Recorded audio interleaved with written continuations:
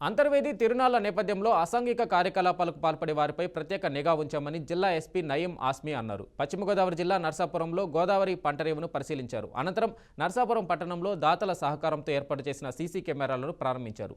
అంతర్వేది తిరునాళ్లలో ఎటువంటి అసాంఘిక కార్యక్రమాలు జరగకుండా పోలీస్ శాఖ ఆధ్వర్యంలో పటిష్ట చర్యలు చేపట్టినట్లు ఎస్పీ తెలిపారు.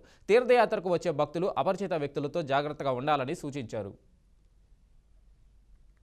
రావడానికి కారణం ఇక్కడ రేపు అంతర్వేది టెంపుల్లో కళ్యాణం తర్వాత ఇక్కడ మన సిఐ గారు యూపీ గారు ఆధ్వర్యంలో ఈ 20 సీసీటీవీ కెమెరాస్ ఏర్పడడం జరిగింది. దానికి స్పాన్సర్స్ లోకల్ వాళ్ళు బిల్డింగ్ ఆర్డర్స్ దానికి చాలా ధన్యవాదములు. అందరూ మన ప్రజలకు అప్పీల్ ఉంది, అక్కడ సీసీటీవీ మీరు వాడాలి. పెద్ద చిన్న షాప్ ఉంది, ఇంటికి దగ్గర ఉంది, రోడ్ సైడ్ ఉంటే మనకు కోఆపరేషన్ చేసి it will help all of us to resolve crime and serve citizens better. Thank you.